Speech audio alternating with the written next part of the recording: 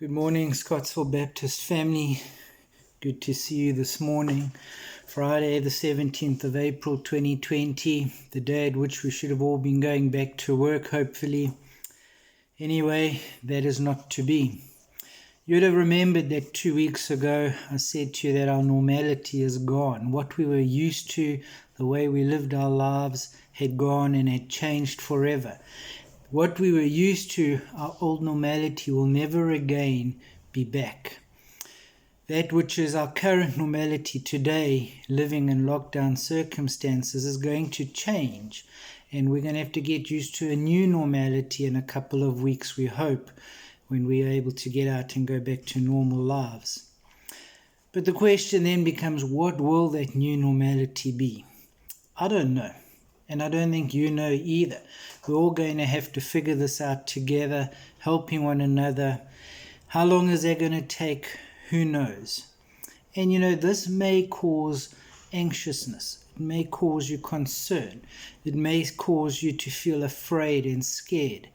And at times you might feel despondent because of this, of what the future holds. And you feel very weighed down and get totally despondent. None of us knows what tomorrow is going to bring. But that hasn't changed. Because go back in history, we've never known what tomorrow is going to bring and what tomorrow is going to hold for us. As you sit at home today, on this day that we should have all been going back to work and starting our lives up again, getting out of lockdown, out and about, maybe you are feeling down, maybe you are feeling despondent, and you're sort of wondering just what is going to happen, what does the future hold for you. You might just feel the weight of life upon your shoulders at this time. And that's okay. That's quite okay because we're all in this together. But I want you to turn with me this morning to Psalm 73. I would like to focus just on one verse there for us. And that verse is verse 26. Psalm 73, verse 26. It says, "My flesh and my heart may fail." Just so far, we'll look at the second portion just now. But notice there that in that little phrase, "my flesh and my heart may fail," there are three parts to that little phrase. And we're going to just briefly look at that. First part is my flesh. When I was considering that, I thought to myself, well, this means that there's a physical component to our despondency, to this negativity that we may be feeling. Maybe you disagree with me, maybe you do agree with me. Our bodies weaken under the pressure of the load that we carry. And as this pressure increases, we develop fatigue, a sense of listlessness, sluggishness, a sense of despair, and total feeling of overwhelmment and sort of wondering what is going to happen. We become downcast and we feel the weight of the problems and the challenges and the future upon our shoulders. And this leads us to becoming very despondent within ourselves. And physically we become worn out. So there is a physical aspect to being despondent. The second phrase there is, "and my heart." Now, that to me means that there's also an emotional, spiritual dimension to feeling despondent. Our hearts are discouraged, they're dejected, gloomy, and we feel the weight of the world upon us. This adds to our feeling of desperation and how are we going to pick up the pieces? Will we be able to pick up the pieces? And will we be able to move forward into this new normality? And as this weighs heavy on our heart, we feel despondent. We take our eyes off who we should be focusing on because we start to focus on the things of the world. And our heart and the spiritual aspect of our being loses our focus. The third phrase in that, or third point in that phrase is the word fail. And this little word means come to an end, run out, be exhausted of resources. It's like your life being full, a big tank filled with water. And the water is important for you. You need it to survive, and you need it to keep you going. However, somebody has pulled the plug on that tank, and the water has run out. The Hebrew word fail is kala, which means come to an end, be exhausted, be depleted, and not able to cope.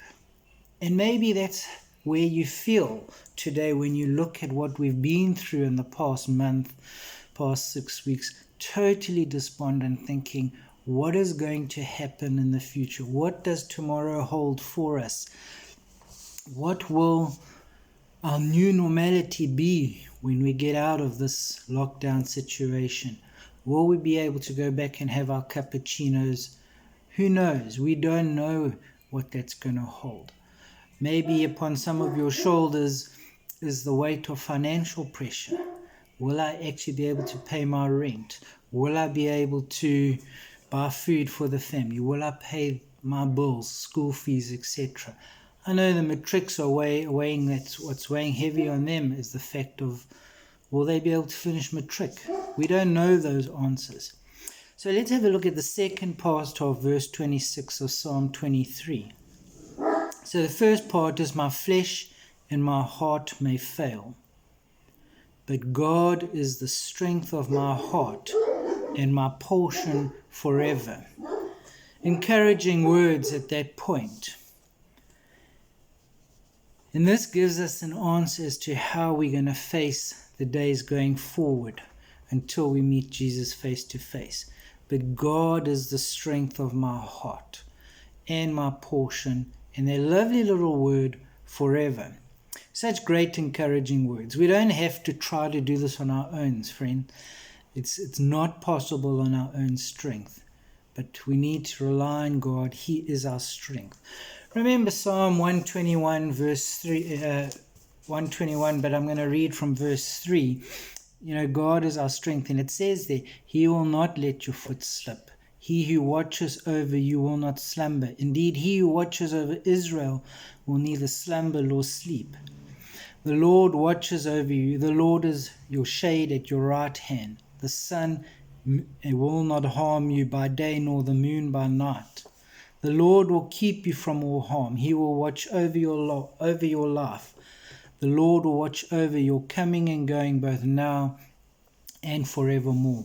And when you look at Psalm 121, those verses that we've just read, 3 to 8, it's a great assurance that God is with us each step of the way. He's not going to allow what is happening around us to consume us and harm us. You know, the youth have been reading John together over the past 3 weeks, and one verse stood out to me in a big way when I look at the challenges of what we're facing, and that was John 14 verse 1. And the verse simply reads, "Do not let your hearts be troubled. Trust in God."